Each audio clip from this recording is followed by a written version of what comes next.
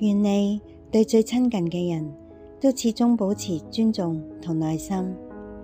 善語結善緣，惡言傷人心。願你接納一切所發生嘅，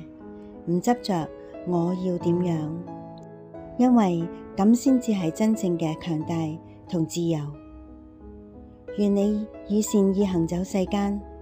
珍惜自己，亦善待眾生，以虔誠嘅心前行，唔被懷疑同分別所蒙蔽。願你具備出離心，能夠享受一切，亦隨時準備放下一切，明白無常，唔強求，唔攀附。願你遇見能夠令你嘅心安靜落嚟，亦能夠令你嘅心精進嘅人，